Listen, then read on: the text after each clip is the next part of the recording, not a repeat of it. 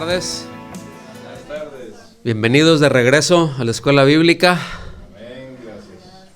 Ya les dimos sus buenas vacaciones de nosotros o de mí, ¿verdad? Pero bueno, vamos a retomar, vamos a ver hoy el tema número 12 de este módulo que estamos viendo, que se llama Un mensaje de libertad. Estamos estudiando la carta a los Gálatas y el tema de hoy, que es el número 12, se llama Una promesa inalterable. Y antes, ustedes, los que recibieron el material, la presentación, se pudieron dar cuenta que estamos reconectando, ¿no? Porque con el tema anterior, inmediato anterior que vimos, así que vamos a recordar un poquito, ¿sí? Ese par de temas o ese último tema que vimos, porque es muy importante, ¿no? El hecho de darle la continuidad y ahora sí que nuestra mente empiece otra vez a atar cabos, ¿verdad? Que se hayan podido quedar sueltos por ahí. Entonces vamos a ver un poco, a recordar un poquito para reconectar la progresión que tenemos.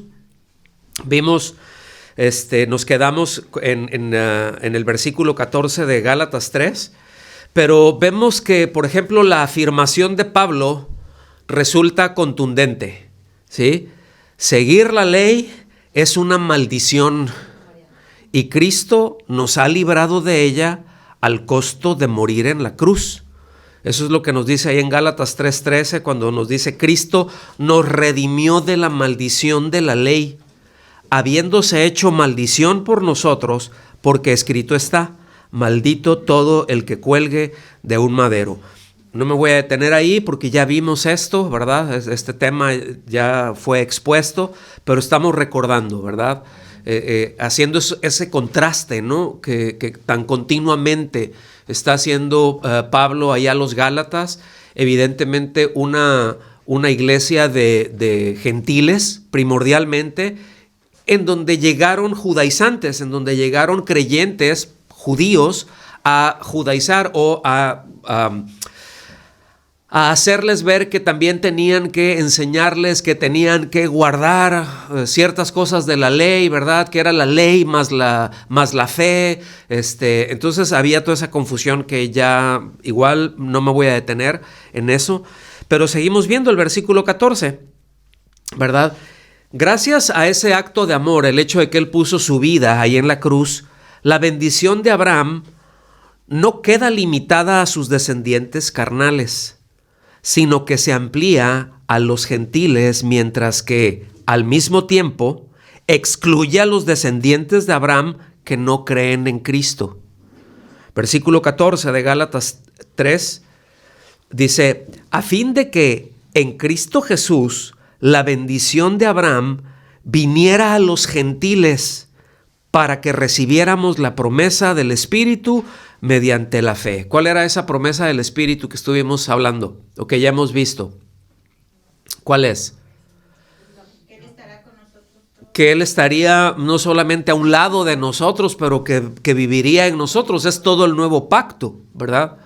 Entonces, que Él nos iba a redimir, etcétera. Todo eso que ya hablamos. Entonces, el pasaje que vamos a ver hoy, que abarca de los versículos 15 al 18 de Gálatas 3, forma parte de esa argumentación, ¿sí? Donde Pablo compara el pacto que hizo Dios con Abraham con un testamento humano, es decir, lo trae, lo trae al ámbito que se utilizaba en los tiempos de Pablo, el hecho de cuando se hace un contrato. Los pactos eran cosas muy serias, ¿sí? Un contrato era algo muy serio, era algo que tenía mucha legalidad, ¿sí? Tanto en los sistemas jurídicos de aquel entonces, como era el romano, pero también el griego. Entonces hay ciertas diferencias. No me voy a meter por ahí, aunque voy a dar alguna pincelada seguramente, ¿no? De algunas de las diferencias que habían ahí.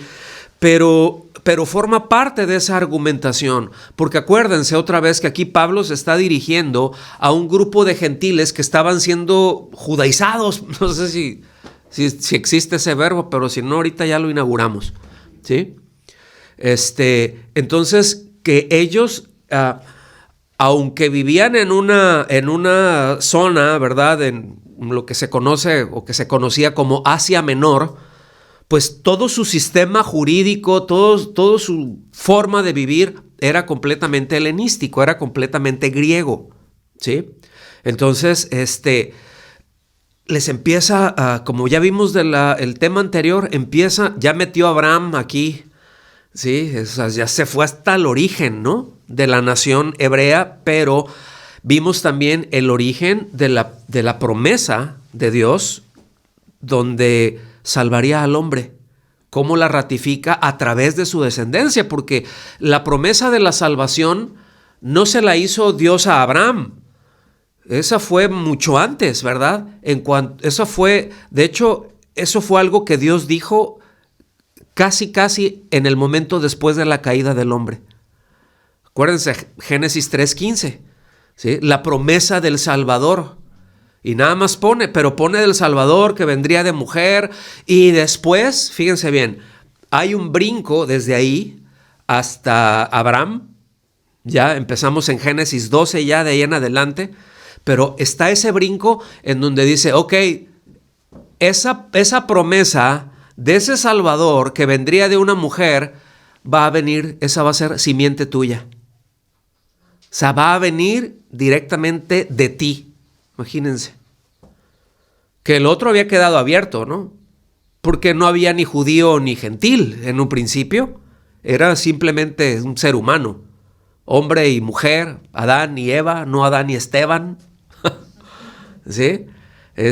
Y sencillamente después, bueno, viene una promesa a Abraham de descendencia que incluye muchas cosas. No me voy a detener ahí, ¿sí? Pero porque el énfasis que está haciendo Pablo, que va a hacer Pablo, es que esa promesa, esa descendencia, sería Cristo.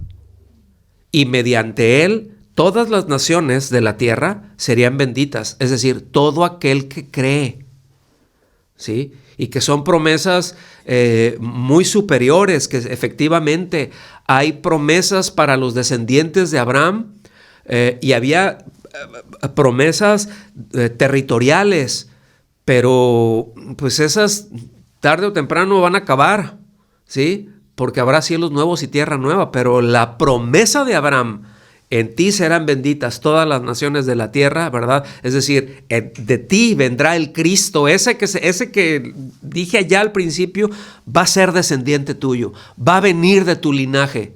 O sea, en otras palabras, va a tener tu ADN, ¿sí? O sea, genealógicamente va a venir de ti. Y a lo mejor ahorita no alcanzamos nosotros a evaluar eso, la trascendencia, la importancia que eso tenía, pero en tiempos antiguos descendencia era muy importante, hermanos. ¿Sí? Era un valor, ¿sí?, que iba muchísimo más allá del valor de las cosas materiales. Estamos aquí porque era una bendición de parte de Dios. Entonces, vamos a entrar ya de lleno. Vamos a leer Génesis 3, 15 al 18, todo, y después nos vamos a regresar ahí.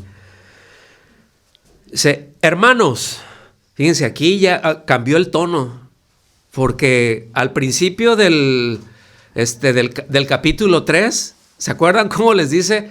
¡Ay, Gálatas torpes!, ¿verdad? O sea, actúan como si los hubieran fascinado, como si los hubieran engañado. O sea, les pegaron una engañada y están actuando tan raro, ¿sí? Pero después, fíjense cómo cambia el tono, hermanos. Y dice, hablo en términos humanos. O sea, es cómo nos movemos con respecto a esto que voy a hablar. En otras palabras, dice, un pacto, aunque sea humano, una vez ratificado, nadie lo invalida ni le añade condiciones. O sea, ya se cerró el contrato, se cerró y no le puedes mover nada. ¿Sí? Dice, ahora bien, las promesas fueron hechas a Abraham y a su descendencia. No dice, y a las descendencias, como refiriéndose a muchas, sino más bien a una y a tu descendencia, es decir, Cristo. Versículo 17. Lo que digo es esto: la ley que vino 430 años más tarde no invalida un pacto ratificado anteriormente por Dios como para anular la promesa, porque si la herencia depende de una ley, ya no depende de una promesa, pero Dios se la concedió a Abraham por medio de una promesa. ¿Sí? Entonces aquí Pablo lo que ya le está dejando muy claros es de que la salvación y la herencia, es decir, esa herencia de parte de Dios es un regalo que Dios da. No, una herencia no es algo por lo que trabajamos. Una herencia se entiende como algo que me dieron, ¿sí?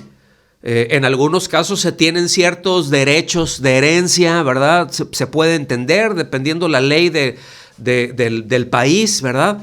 Pero en esencia la herencia está dispuesta a la voluntad del testador. O sea, por eso luego hasta han hecho películas, ¿no? De que va alguien super mega archi riquísimo, ¿verdad? Todos están esperando, ¿verdad? El esposo y los hijos están esperando que les dejen toda esa riqueza, toda esa herencia. Y a la hora de que les leen el testamento, es así como que a mí me tocó el perro y 2 costales de alimento y como que, y todo se lo dejé a fulano. Y viene todo ese odio, ¿no? Pero bueno, todo eso es porque está a la voluntad del testador. Ahora, aquí, esto que está hablando, miren, habían estas diferencias en el sistema judicial romano, que todavía hoy es la base del sistema judicial occidental, vamos a llamarlo así. Había esto, y eso lo tenemos en nuestros países, que cuando, por ejemplo, el testador hacía su testamento, ¿sí? Lo que iba a dejar, él podía cambiarlo todas las veces que fuera, todas las veces que él quisiera, ¿sí? Hasta el momento que él se muriera. Una vez muerto ya no se podía hacer nada, pero en tanto él estuviera vivo, lo podía seguir añadiendo, quitando, modificando. Ese era el sistema romano, el sistema judicial romano. El griego no. El griego, una vez que quedó sellado, ya así quedó y no se puede mover. Por eso les dije, esta gente, ¿verdad? Estos hermanos, esta comunidad en Galacia, ellos, aunque estaban bajo el imperio romano, ellos tenían en su mente y el sistema griego. Ya, a ver cómo quedó el testamento. Pues quedó así y así y asado. Y el viejito se murió 200 años después y todos se murieron. Bueno, como está en el testamento, como lo hizo, ya no se podía modificar en el sistema griego, en el sistema romano sí. ¿Qué es lo que hay todavía, no? En muchos lugares seguimos, no, pues podemos modificar esto. Repito, enésima vez, en el griego no se podía. Por eso les dice esto Pablo. Esto es muy importante que lo entendamos, porque a ellos les deja claro esto, ¿verdad? Entonces lo que les está diciendo también aquí, pues que la ley no cancela lo que Dios prometió, que la ley vino después, que seguir la ley es totalmente contraria. O sea, seguir la ley para obtener la herencia de Dios, la salvación, la bendición de Dios, pues que eso no dependía de la ley, eso dependía de la promesa de Dios, ¿sí? Porque la ley vino después, o sea, no se podía hacer borrón o hacerle alguna añadidura a lo que Dios había prometido. Es ahí, miren, si tejemos fino, ahí es en donde está el punto en donde... Déjenme poner un ejemplo medio sangriento, pero en donde Pablo mete la espada de 2 filos ahí, ¿sí? Y separa perfectamente eso. Y, o sea, mete y hace un vuelco, ¿no? Por dentro allá la espada. Y dice, no, a los judaizantes les aclaro que no es la promesa de Dios más cumplimiento de la ley, es la promesa de Dios por sí sola. La ley no afecta a la promesa de Dios. Eso es lo que nos está diciendo en estas pocas palabras, ¿no? Entonces, por eso, pretender o seguir la ley es totalmente contrario a cualquiera de las normas legales, ¿sí? Entonces, porque no podía invalidar lo que Dios había dado ya con anterioridad. Entonces, vámonos versículo a versículo. Gálatas 3:15, Nueva Biblia de las Américas, se lee así: hermanos, hablo en términos humanos. Un pacto, aunque sea humano, una vez ratificado, nadie lo invalida ni le añade condiciones. O sea, ya no puedes agregarle nada, no puedes borrarle nada. Esta cuestión lleva a una reflexión más amplia. Si un testamento realizado por una persona no puede modificarse, con mayor razón no deberá alterarse las promesas de Dios o las promesas o los pactos establecidos por Dios. O sea, si les dice, a ver, si humanamente no se puede hacer esto, ¿ahora qué si Dios es el que firmó? Si firmaron los hombres, no se puede modificar. La ley protege de eso, o sea, es muy sabido. Ahora, si Dios es el que firma, ¿con cuánta mayor razón? ¿Lo alcanzan a ver? Entonces, por eso Pablo utiliza esa analogía cotidiana, ¿sí? de los hombres, un contrato humano, a eso se refiere. Hablo en términos humanos. Si en un contrato humano, si en un convenio legal, ¿verdad?, que ya ha sido establecido, que ya ha sido ratificado, no se pueden cambiar las cláusulas. Bueno, al ser esto cierto para pactos humanos, falibles, imperfectos, pues cuánto más para un pacto divino con Abraham. ¿Lo alcanzan a notar ahí o no? Entonces, fíjense, el pacto de Dios es irrevocable. O sea, ya Dios no se puede echar para atrás. Como en el sistema griego era lo mismo. O sea, ya quedó firmado, ya quedó ratificado, así queda, listo. Ni aún el mismo firmante o el testador ya podía hacer modificaciones. Por eso es de que el pacto de Dios es irrevocable. O sea, porque Dios no se va a echar para atrás, porque Dios no se puede negar a sí mismo. Por eso nos dice, si nosotros somos infieles, es lo que le dice ahí en 2 Timoteo, ¿se acuerdan? Si nosotros somos infieles, ¿cómo es Dios? Él permanece fiel, dice, porque Dios no puede negarse a sí mismo. O sea, yo lo dije y lo voy a cumplir. Estamos aquí. Por eso es irrevocable. No se puede anular o modificar por algo posterior como la ley. O sea, la ley, otra vez, no modifica, ¿sí?, lo que Dios dio. Dice, esto enfatiza la fidelidad de Dios. Por eso en Romanos 11:29, versículo muy conocido, a veces no tan bien entendido, pero dice en la Reina Valera 77, dice, porque los dones y el llamamiento de Dios son irrevocables. Fíjense, nada más voy a hacer un paréntesis, ¿no? Aquí, porque aquí cuando dice, es que el Señor me llamó a ser pastor, por ejemplo, y ya no puedo dejar de ser pastor, haga lo que haga, porque la Biblia dice que los dones y el llamamiento de Dios son irrevocables, pero eso no es cierto, eso no se está refiriendo a eso, porque uno mismo se puede descalificar al llamamiento, ¿sí? Por eso Pablo dice, o sea, habiendo sido yo heraldo, yo no quiero venir a ser descalificado, o sea, yo me tengo que mantener en la línea que Dios me estableció.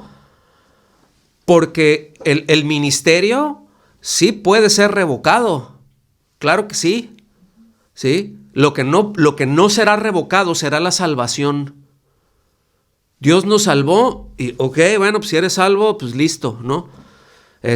Pero si yo estuve si yo estaba en el ministerio y defraudé y anduve por ahí, lo que sea, pues ya no tengo la autoridad moral para venir a estar a seguir. Y Dios, puede, sí, miren, nunca debemos de confundir esto. Dios siempre nos va a querer restaurar, aunque metamos la pata hasta el cuello y hayamos hecho lo peor.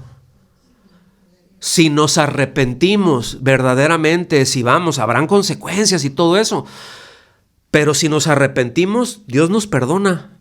¿Está bien? Y Dios nos va a restaurar. ¿Sí? Dios nos va a restaurar. Es más, probablemente esa restauración que haga después de esa caída nos ponga en un punto más alto de donde estábamos. Seguramente. Porque luego el aprendizaje es doloroso. ¿Verdad que sí? Entonces nos puede poner ahí, pero nunca debemos de confundir restaurar con restituir.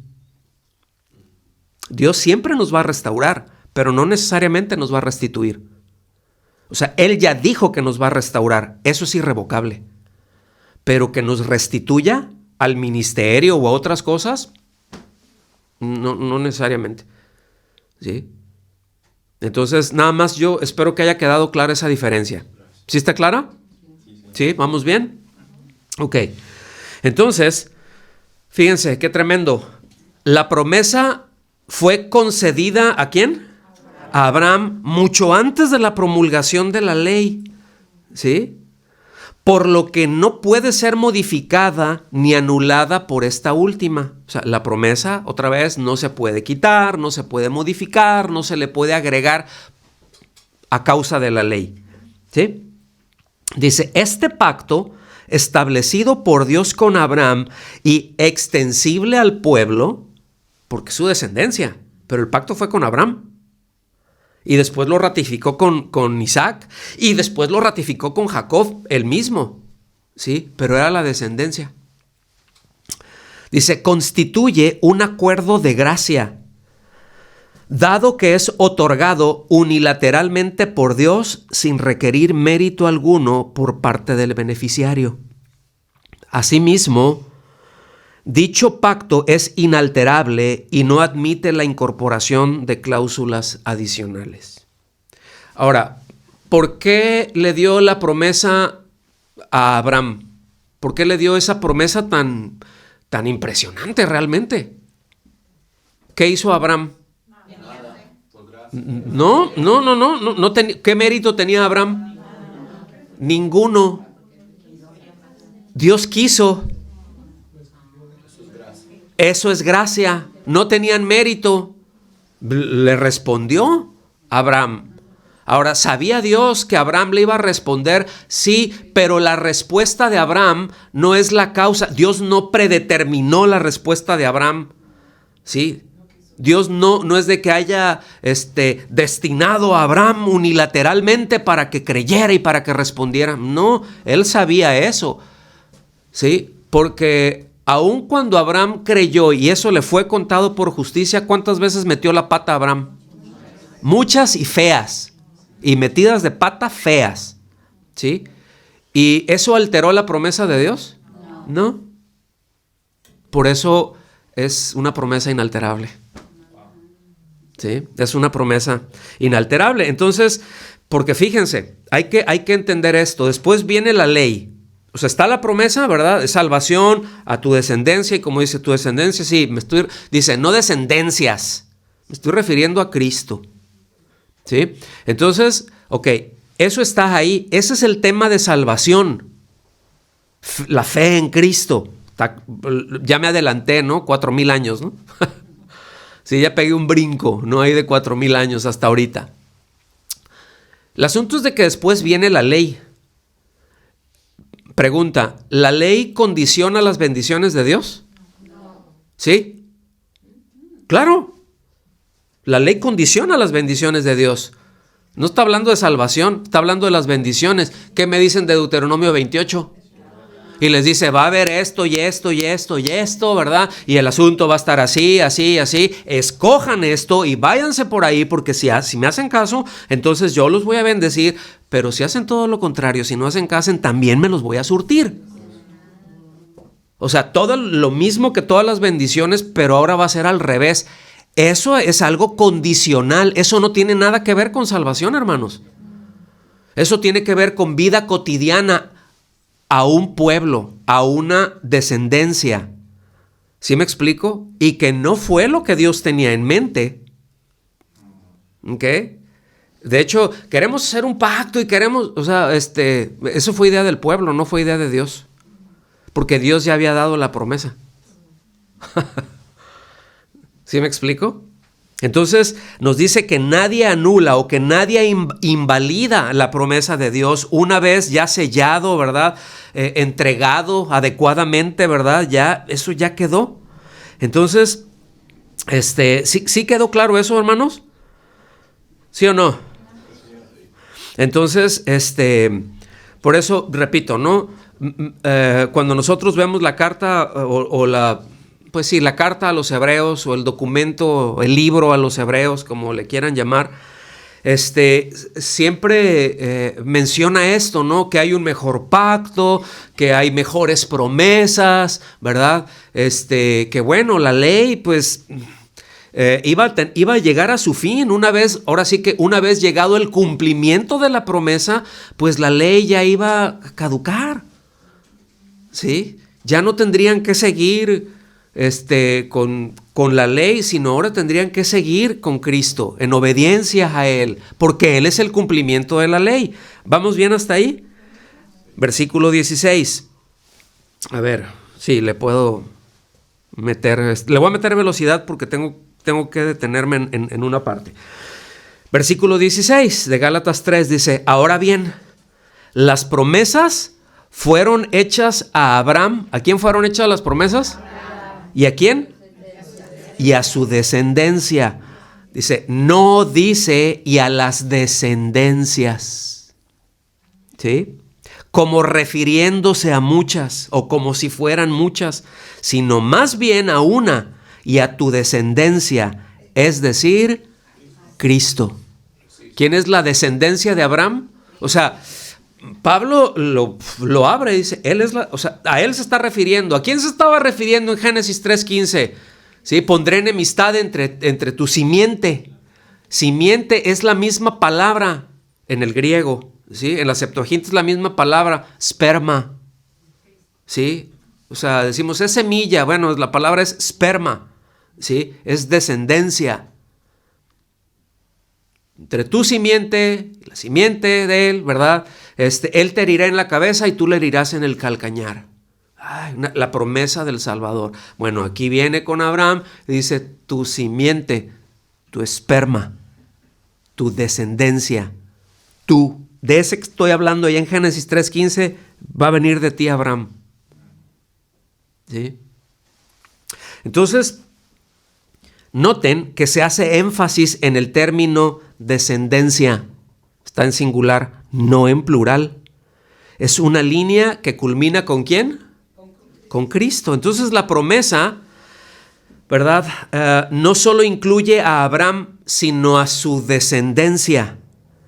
Miren, en Génesis 16 en Génesis 18, si lo quieren anotar ahí, voy a dar algunos pasajes nada más por si los quieren anotar. No los puse en láminas intencionalmente para sus notas.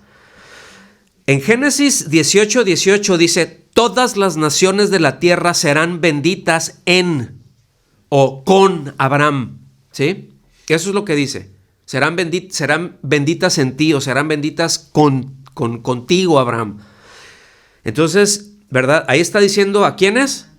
Bueno, a todas las naciones. No está hablando no, pues es que nada más a los israelitas. ¿Sí? Nada más a un pueblo, ¿no? Ya son todas las naciones. Esto es para todos, desde un principio. ¿Sí? En Génesis 22:18, la promesa sigue y dice, en tu simiente. Y otra vez en la Septuaginta es sperma. Dice, en tu simiente serán benditas todas las naciones de la tierra. Póngame atención. ¿Quién es la simiente de Abraham entonces? Cristo. Lo puedo leer de esta manera. Si me adelanto todo ese tiempo y llego hasta aquí, podía leer, En Cristo serán benditas todas las naciones de la tierra. Los que estén en Cristo, sin importar de qué nación de la tierra sea, será bendito. Así es como se lee. Ese es todo el sentido que Pablo les está trayendo, ¿sí? Entonces, pero ahora sí, hay promesas, ¿verdad? Hay promesas que se dan a la descendencia de Abraham, como pues dice aquí Pablo, ¿no? Hay otras que se desarrollan o que se hacen referencia a la tierra, pero Pablo no está haciendo nada de eso, ¿sí? Y no me quiero meter por ahí porque ese es todo un tema, que no tiene que ver con lo que estamos hablando ahorita. Entonces seguimos avanzando. La promesa no es para un punto étnico exclusivo, sino que está centrada en Cristo. Los judíos y gentiles que creen en Él se convierten en simiente espiritual, en descendencia espiritual de Abraham. Esto derriba las barreras raciales y o religiosas. ¿Sí? Entonces, la promesa de Dios no era solo un pueblo en general. Vas a tener muchos hijos, Abraham, ¿sí? Tanto de manera natural, pero como de manera espiritual. ¿Sí? Vas a tener muchos hijos. Entonces, pero aquí se está refiriendo a un plan que apuntaba a una persona. O sea, la promesa está enfocada a una persona. Ya vimos Jesús, ¿verdad? Por eso, mis amados, pertenecer a Cristo es entrar en la promesa. Dice, y van a ver ahorita cómo una cláusula condicional que a veces pasamos muy por arriba. Pero Pablo está trayendo su argumento, lo está basando, anoten por ahí, está utilizando Génesis 12:7. Esta es la base del argumento que está trayendo Pablo, ¿sí? Génesis 13:15 y Génesis 17 del 7 al 8.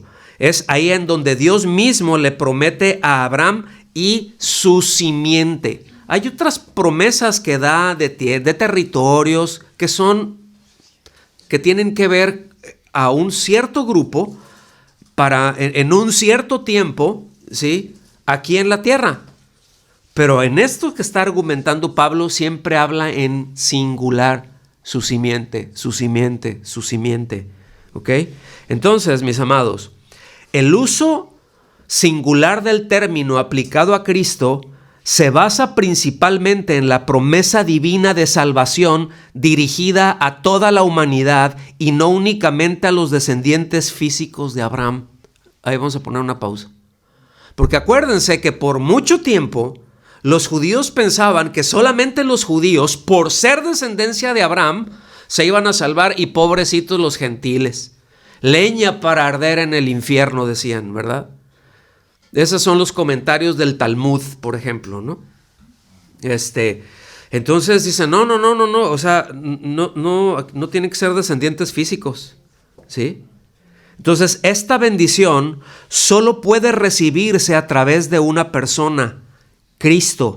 Por lo tanto, todas las personas son bendecidas en Él y únicamente por Él. Es decir, todas las personas son bendecidas al estar en Cristo y son bendecidas únicamente por Cristo.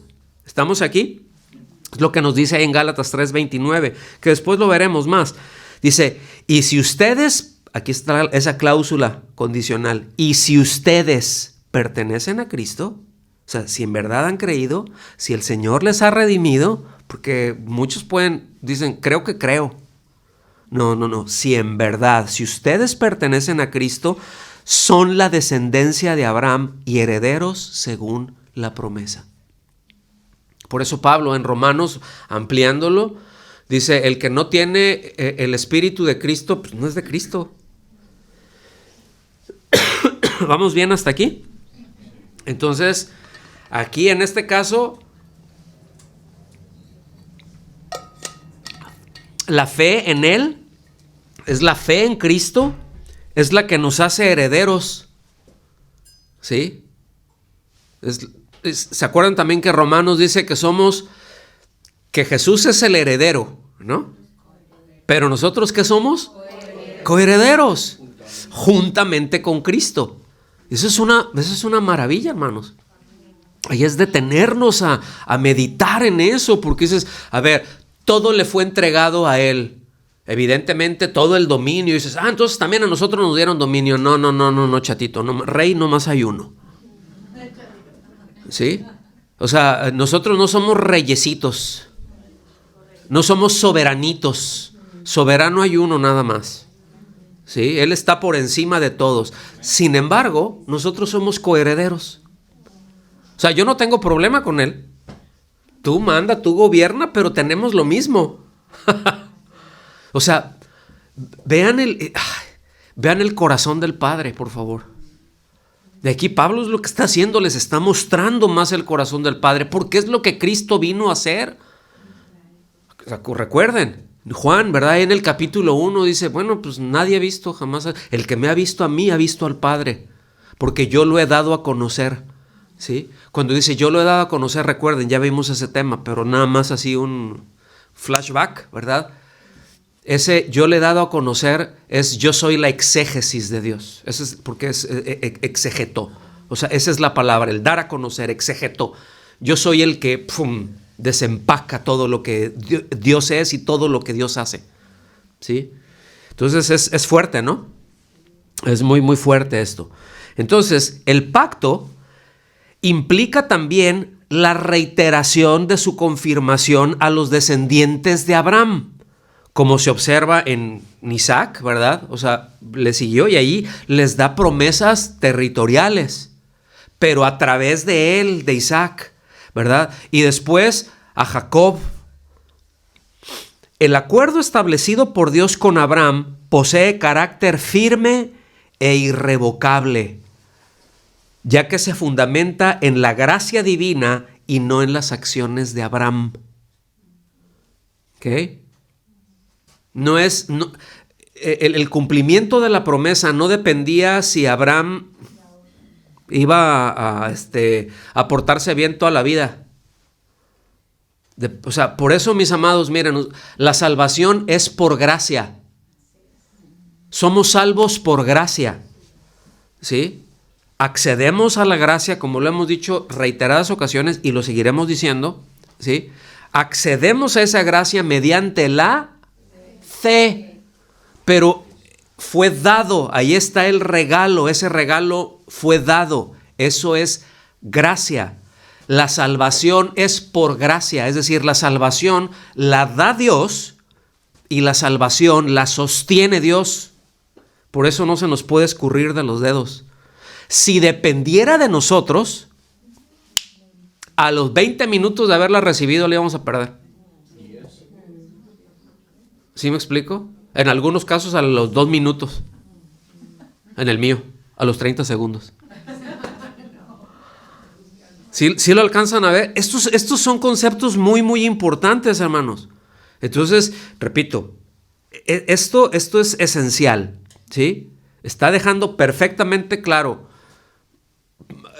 Porque otra vez, ¿no? La enseñanza de los judaizantes es, no, ahí está la promesa de Abraham, más tienes que hacer esto y esto y esto y esto y esto. O sea, en otras palabras, depende de ti. ¿No alcanza a ver?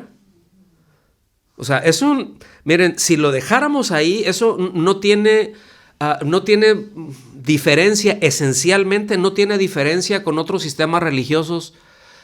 Lo voy a decir dentro del cristianismo, ¿sí? Pero no tiene ninguna diferencia con el catolicismo, por ejemplo, que también es fe, demanda fe, pero demanda obras. O sea, la salvación está basada en hombres. En los judaizantes era lo mismo. Si no te circuncidas, no eres salvo y tienes que guardar la ley de Moisés. Entonces, ¿para qué murió Cristo? No, bueno, es que eso es la promesa, pero tienes que... Y Pablo les dice, no, déjense de tonterías. Esto es lo que dice la Biblia. Esta es la promesa y es lo que estamos viendo ahorita, ¿sí? Y eso no cambia, eso no puede ser alterado. Si has puesto tu confianza en Cristo para el perdón de tus pecados, eres heredero de Abraham por fe, no por linaje o rituales. Esto es un importante promotor de unidad en la iglesia donde no hay judíos ni griegos. O sea, dos pueblos distintos. Gálatas 3:28 dice, no hay judío ni griego, no hay esclavo ni libre, no hay hombre ni mujer, porque todos son uno en Cristo Jesús. Miren, hago un paréntesis. Ahí nada más voy a poner un botoncito, ¿sí? Porque estamos en un medio que yo entiendo que hay otros hermanos que están en otros lugares que no ubican esto, ¿no? Pero nosotros estamos en una sociedad con unas tendencias a la islamización impresionante. Prácticamente todos los días tenemos contacto, ¿sí? Y nosotros necesitamos tener muy claro qué es lo que dice la Biblia. Por ejemplo, ¿qué es lo que nos dice aquí? No hay judío ni griego. ¿Esto qué quiere decir? Nacionalidades. No hay, o sea, Dios no tiene ninguna preferencia. O sea, no salva a nadie porque tiene alguna preferencia si es de esta o es esta otra nacionalidad. Ay, no, pues este es danés, ¿verdad? Este otro es mexicano, es tercermundista, no, hombre. O sea, no hay judío ni griego, es decir, no hay nacionalidades, dice, no hay esclavo ni libre. O sea, aquí no importa la estructura social en donde estés, no hay castas. No hay que los que tienen, ¿verdad? Los peces grandes o los pesudos, ¿verdad? Y los peces chicos o los de esos que luego uno fríe, ¿no? Y se los come así. Sí. O sea, no. O sea, no hay eso. Eso no es ninguna base para la decisión de Dios de salvar. Dice, no hay hombre ni mujer porque todos son uno en Cristo. No hay hombre ni mujer. ¿Lo alcanzan a ver? Es decir, si un hombre pone su confianza en Cristo y una mujer pone su confianza en Cristo, ¿qué diferencia hay en el resultado final? ¿Hay alguna diferencia? Es decir, ¿el hombre va a tener más porque es hombre y la mujer tendrá menos porque es mujer? Porque parte de la misma gracia. ¿Sí? En el Islam no es así. En el Islam solamente los hombres tienen promesas en su cielo de un Dios pervertido, por cierto. De un Dios perverso. ¿Sí? Y lo digo esto con pleno conocimiento de lo que estoy diciendo y soy responsable de lo que digo. ¿Sí? Por eso para que no pasa nada, pues el Dios del Islam y el Dios de los cristianos es el mismo. No es el mismo, el Dios del Islam es un Dios perverso. Para los hombres, 70 vírgenes cuando lleguen allá. Miren, esto que voy a decir está en el Corán. ¿Sí? Son 70 con pechos grandes, siempre vírgenes, siempre serán vírgenes. O sea, no importa que tengan 50,000 relaciones, después de eso volverá a ser virgen. Ese es el cielo para ellos. Ahora pregúnteme, ¿qué promesas tienen en el cielo para las mujeres? Ninguna. Nada más dicen, no, pues cuando esté allá, pues si está allá. Y utilizan, escúchenme bien, y utilizan un pasaje torciendo un pasaje del Nuevo Testamento, un pasaje de Pablo. No, pues es que lo que ojo vio, ni oído oyó, son las cosas que, así algo impresionante, ¿verdad? Lo que nunca ha subido al corazón del hombre, pues allí le será revelado. Mira, o sea. Ajá. ¿Lo alcanzan a ver? O sea, vean lo pivotal que es esto, ¿no? O sea, no hay hombre, no hay mujer, no hay clases sociales, no hay nada de eso. Déjense de cosas, les dice Pablo, ¿sí? Entonces, fíjense, seguimos avanzando. Ya cerré el paréntesis, Versículo 17. Lo que digo es esto. O sea, dice 2 versículos ahí, pero bueno, lo que dice es esto. Aquí les está exigiendo atención. O sea, ya les dije que dice, lo que digo es esto. La ley que vino 430 años más tarde no invalida un pacto ratificado anteriormente por Dios como para anular la promesa. O sea, pues dio la ley, está bien, pero la promesa sigue. Entonces Pablo argumenta que algo posterior no invalida lo anterior. El pacto hecho con la promesa precede y supera a la ley. ¿Está bien? Ahora, dice, porque aquí algunos dicen, no, son 430 años y aquí hay que contar bien, ¿sí? Pablo lo está poniendo esto, ahorita les voy a dar algunos datos, ¿sí? Porque luego hay gente que no ubica cosas y no rebuzna porque no tiene orejas, ¿sí? Bueno, los burros son inteligentes y son muy leales, por cierto. Así que vamos a cambiar la figura a un chivo, ¿sí? Pero es necesario entender, fíjense bien, que el llamamiento de Abraham y el descenso a Egipto, fíjense bien, desde que Dios llamó a Abraham y después bajó ya con Jacob y todo, ya se acuerdan que bajó a Egipto. Ahí hay un tiempo de 215 años, más o menos. ¿Ok? O sea, Pablo no está contando desde el momento, 430 años, no está contando desde el momento en que Dios le dio la promesa a Abraham, sino desde el momento en que el pueblo iba a salir de Egipto. ¿Ok? ¿Por qué? Porque el tiempo de esclavitud en Egipto fue de 430 años. Entonces, si hacemos las sumas, ¿verdad? Y todo, entre que la promesa se dio y entre que la ley llegó, fueron 645 años. Digo, es nomás para dimensionar. Entonces, Pablo, ¿cómo está contando? Para quienes dicen, no, pues es que la promesa y cuando se la dio a Adán y fue más a Abraham. No, pero es que Pablo está contando en el momento en que iban a salir de Egipto. ¿Sí? Porque estuvieron 430 años como esclavos. Ese es el tiempo en que está contando Pablo. Y ellos entendían esto. ¿Sí? Los judaizantes entendían esto. Para hacerles ver, ¿sí?, que lo único, o sea, a lo que se estaba refiriendo el Señor y que iba a ser efectivo en la condición espiritual, moral, todo del ser humano, es la promesa de Dios, no la ley. La ley no los cambió. ¿Sí? Entonces, ¿sí quedó claro eso, hermanos? Entonces, Pablo aquí quiere dejar bien claro a los lectores que la ley fue entregada mucho antes. O sea, que la promesa fue entregada muchísimo antes que la ley. ¿Sí? Entonces, bueno, que otra vez no se puede anular. No le pueden poner adendums, ¿no? Porque dices, bueno, porque otra vez pensando a los sistemas, ¿no? El griego y el romano. A ver, ¿por dónde la quieres ver? Ellos tenían una mentalidad, ¿verdad? Bueno, pues es griego. Una vez que ya quedó hecho. No se puede alterar perfectamente. ¿Sí?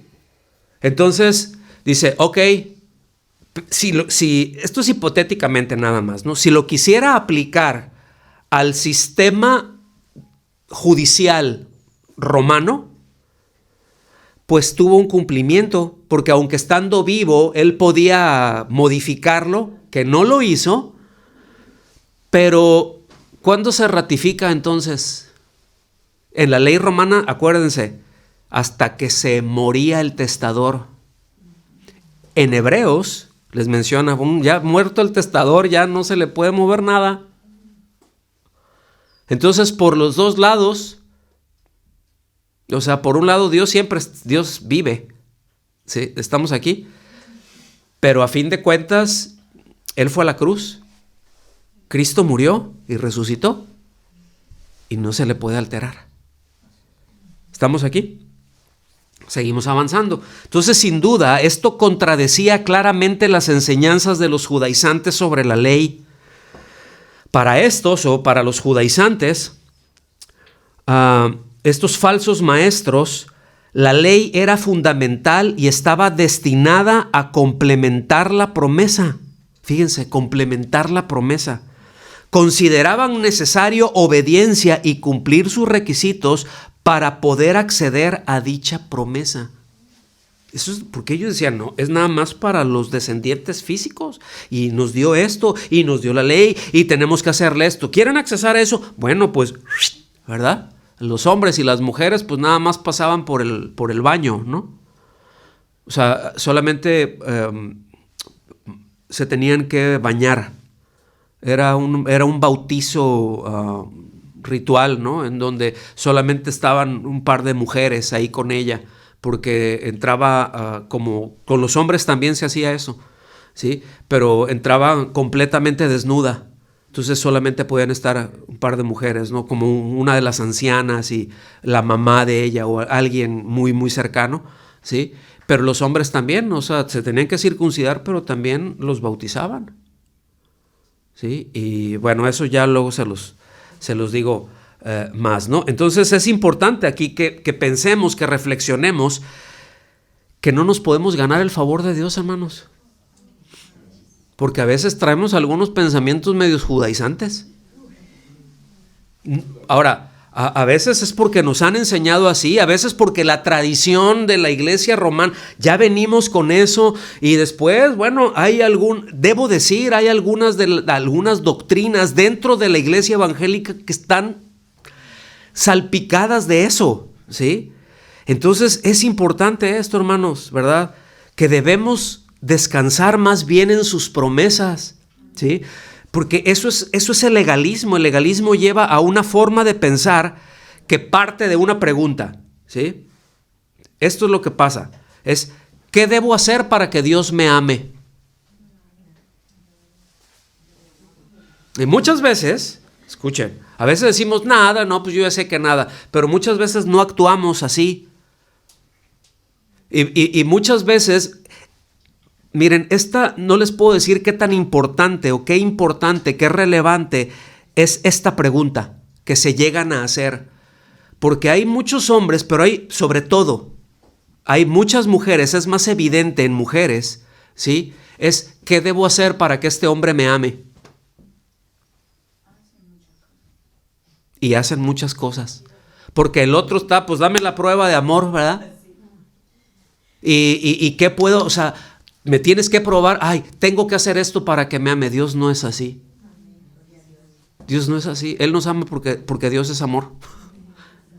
No puede no amarnos, aunque no creamos. No puede no amarnos, aunque le rechacemos, porque Dios no puede negarse a sí mismo.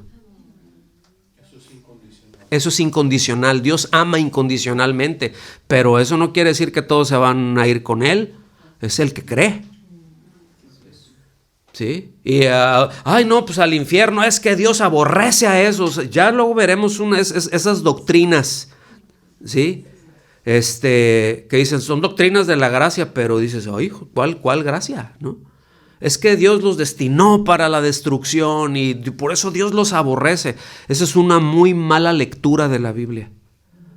Porque aún Dios amando a una persona, ¿sí?, por la que ha provisto a su Hijo y proveyó salvación para esa persona, si esa persona rechaza al Hijo, si esa persona rechaza a Cristo, pues seguirá en condenación eterna. Solamente confirmará su condenación, así sea un descendiente de Abraham. Es que yo sí, acá soy judío de pura cepa y mi apellido es tal. Y sí, a lo mejor te sacan un ahí y con Abraham, ¿verdad? Sí, si eres de Abraham. Muy bien. ¿Pero no crees? Hasta ahí llegaste, compadre. Porque solamente es por la promesa, es fe. Accedemos a esa promesa por la fe. La promesa es gracia. ¿Sí? Vámonos metiéndole el acelerador ya para el final. Versículo 18, Gálatas 3. Porque si la herencia, y aquí lo repite, si la herencia depende de una ley, ya no depende de una promesa. Pero Dios se la concedió a Abraham por medio de una promesa. Es decir, la justificación deriva de la promesa de Dios, ¿sí? se fundamenta exclusivamente en la gracia, ¿sí? Entonces, es imposible combinarlos. Es imposible combinar gracia, ¿sí?, con la ley. Es imposible combinar gracia con obras. Es materialmente imposible, ¿sí? Pero eso es lo que, otra vez, eso es lo que pretendían los judaizantes, ¿verdad? Entonces, ahora, si la herencia dependiera de obedecer la ley, ya la promesa es inútil. O sea, porque la echaría por un lado. Pero Dios se la dio a Abraham la promesa por gracia, no por méritos. Entonces, yo espero que esto ya esté bien claro, ¿no? Porque no quiero estar reiterando, aunque sí lo tengo que hacer, pero ya quedó claro eso, que no importa si físicamente es un descendiente de Abraham mismo y rechaza a Cristo, esa persona no va con Cristo, no es de Cristo, porque no le pertenece a Cristo, porque no ha sido redimido por Cristo. ¿Sí me explico? Así le diga Yeshua HaMashiach y que salude así como que Shalom, ¿verdad? Y en lugar de decir el testamento, digan el Berit y puras palabras en hebreo y todo eso. Si no tienes tu confianza puesta en Jesús, ¿sí? Chao. Bye. Entonces, por eso dijimos en un principio, fíjense, o sea, la promesa de Dios a Abraham incluye a todas las naciones, todas las nacionalidades. En Cristo no hay, eso es un poderoso elemento de unidad, como ya vimos, ¿sí? Pero al mismo tiempo excluye aún a la descendencia de Abraham que no cree. Versículos Romanos 3, 20 y 21, se los leo en la Nueva Versión Internacional. Dice, por tanto, nadie será justificado en presencia de Dios por hacer las obras que exige la ley. Más claro que eso ya no creo poder. Más bien, mediante la ley cobramos conciencia del pecado. Sí, pues es lo que Pablo dice. Ay, yo no sabía que codiciar era pecado hasta que ya vi, no codiciarás. Ay, ya pequé. O sea, porque yo codicio. Eso es lo que está diciendo, ¿no? Dice, pero ahora. ¿Cuándo? Ahora. Sin la mediación de la ley, o sea, pues a un lado la ley, se ha manifestado la justicia de Dios, de la que dan testimonio la ley y los profetas.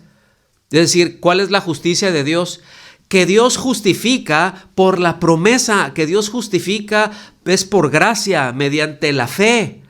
Y eso lo dice la ley y los profetas. O sea, la misma ley, ¿sí? Porque otra vez la ley no solamente es que no tiene la capacidad de redimir, no tiene la capacidad de salvar, es que no fue dada para eso, y eso lo veremos en la siguiente clase. ¿Ok? Vamos a ver para qué fue dada.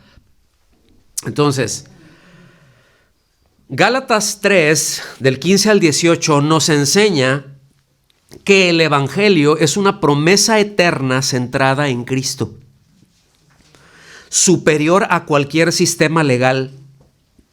Dios cumple sus pactos por gracia y nosotros respondemos con fe. Así de sencillo. Cada creyente entonces es considerado descendiente de Abraham debido a la identificación con la fe compartida con él. O sea, ¿qué quiere decir todo esto? Abraham creyó y le fue contado por justicia. Ok, ¿verdad? Pavel creyó y le fue contado por justicia, igual que Abraham. Me estoy identificando con él. Eso es lo que estamos diciendo. Por lo tanto, quienes tienen su fe puesta en Cristo son herederos de la promesa y bendición que Dios le otorgó a Abraham y a su descendencia, lo que significa que al ser sus hijos espirituales, o sea, hijos espirituales de Abraham, también reciben esa promesa de bendición. Por eso cantamos nuestro Padre Abraham. ¿Ah? Por eso es nuestro Padre Abraham. Que es o sea, espiritualmente somos hijos de Abraham, somos descendencia de Abraham porque estamos en Cristo. ¿Ok? Ya. Sí es esa, ¿no? Sí. La herencia entonces concedida se considera definitiva y constituye un don de gracia que por él mismo no puede obtenerse por méritos propios. ¿Sí? Asimismo, posee carácter irrevocable, de modo que no puede ser retirada por terceros ni estar sujeta a requerimientos como el cumplimiento de la ley.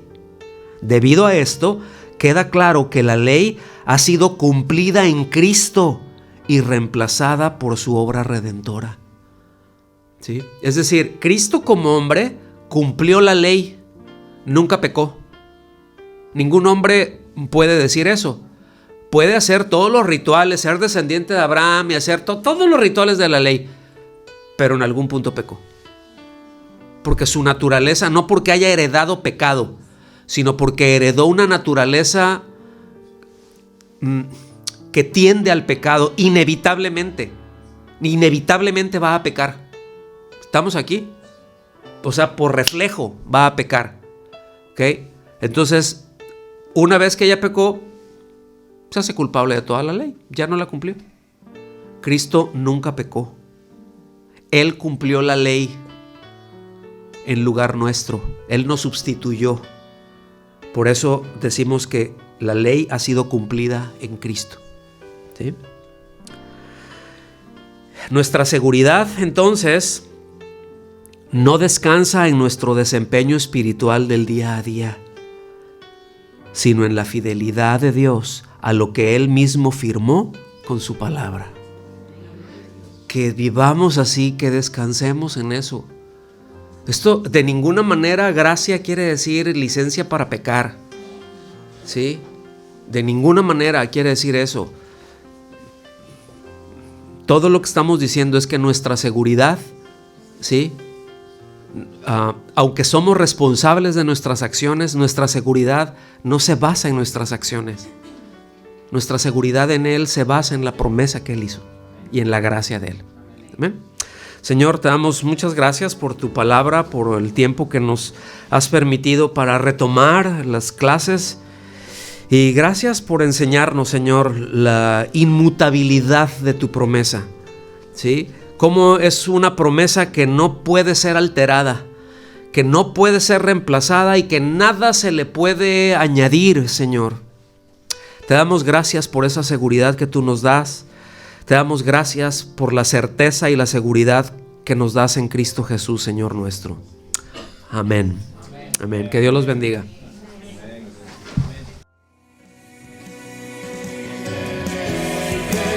This is not